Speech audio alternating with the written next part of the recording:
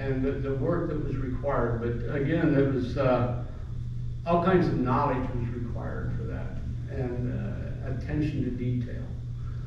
A flip side of talking to every country in the world is to be part of that far end, to be on a rare location. Now, to get to a really rare location, this is super expensive. It's going to cost a person tens of thousands, if not hundreds of thousands of dollars to go to somewhere like a Heard Island, which is an Antarctic island. It's just super expensive, super intense. You take a month or two of your life and you dedicate it to going to this remote location. And then you're only there for 10 days to 2 weeks. But there's another way to do that, and that is to go to the Caribbean. The Caribbean islands are rare enough that, especially during a contest, it keeps a person very busy keeping a station on the air in the Caribbean. So hence George's call sign of NP2N, which is the U.S. Virgin Islands call sign. And that, of course, though, requires a whole other skill set, because often that operating was done during international contests. There are people all over the world trying to talk to you. And under those circumstances, George was able to make a contact every 10 to 15 seconds and would do this continuously. That is a skill. Not many people can do that. So he gave out Virgin Islands to a whole lot of the world.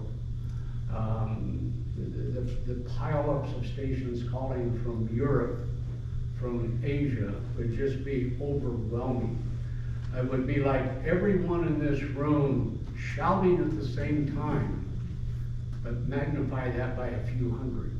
And that's what it sounds like sitting there on St. Croix on that end of the radio. And so it's a whole skill set, and he just thrived on that, as I'm sure many of you understand. One of the things that he had trouble understanding after the stroke when he was here, for a year, we had a remote station set up on St. Croix. And being what I would call kind of a normal stroke victim, part of the thing was having access to it was more important than actually using it, just knowing it was there. But I can remember one time he wanted to set things up, more like what he had, if you will, but on St. Croix with him here operating.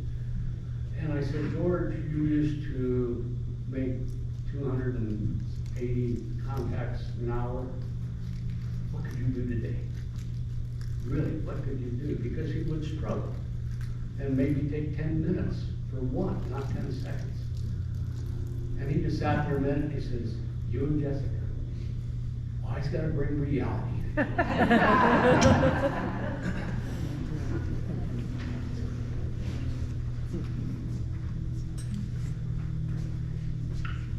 Thank you. Reggie's going to play Just a Closer Walk with Thee.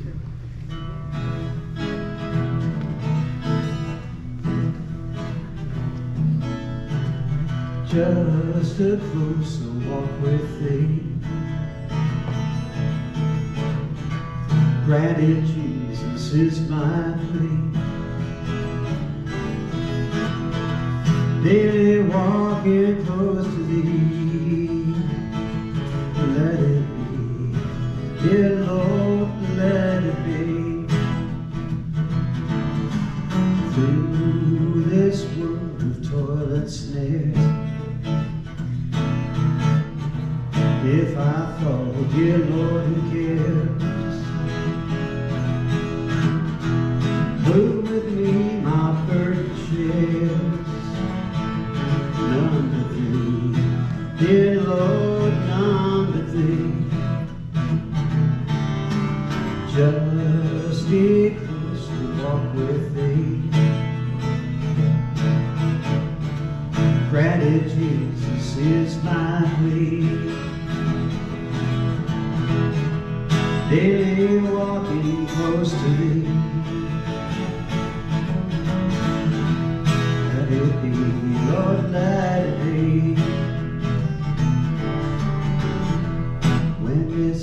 earthly life is over. Time for me will be no more. Then guide me gently, Savior, to thy shore, dear Lord, to thy shore, and just stay close and walk with thee.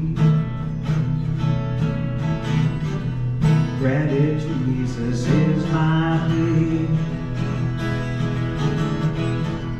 Daily walking close to thee. Let it be, dear Lord, let it be. Let it be, dear Lord, let it be.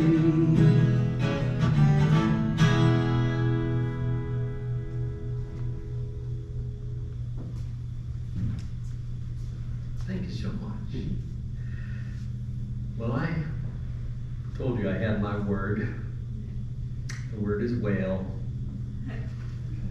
You might have seen Moby Dick on here, the book Moby Dick, and George and I had very few times together, but we immediately bonded over this book, Moby Dick.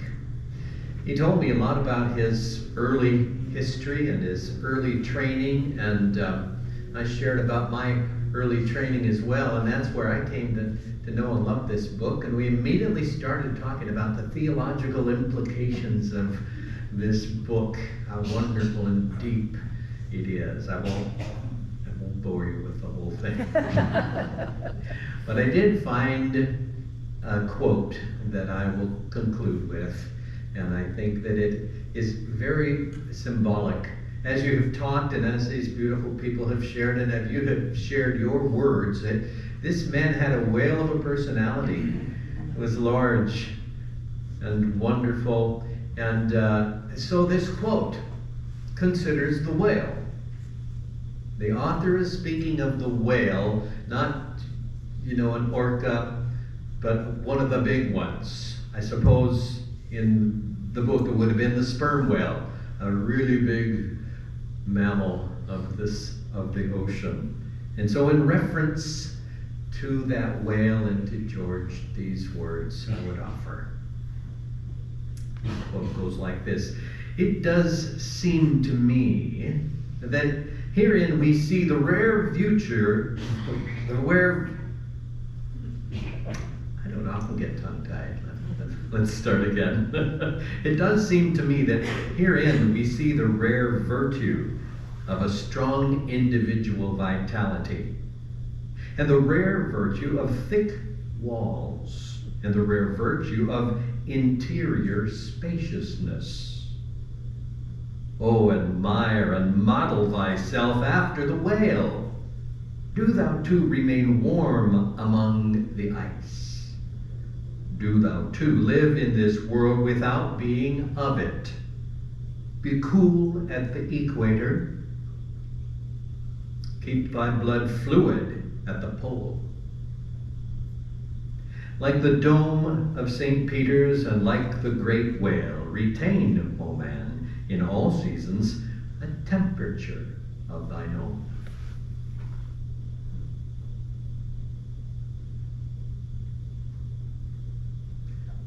I hope that does you well, George. Well, this concludes our time, our celebration of this man's life formally here.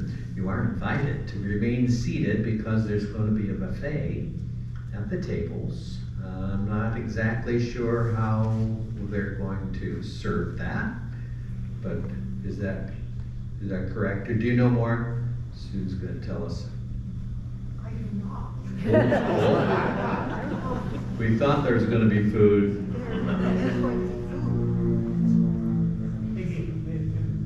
No, well, Tina knows everything. She's looking very, she knows where to find the answer. there will be a buffet here. I hope you will all join us. They promised. Yes. So, yeah, so hang around, chat with yourselves, tell more stories about George. Maybe he's going to We'll find out. play luncheon music. All yours, man. Thanks. George would have enjoyed it very much.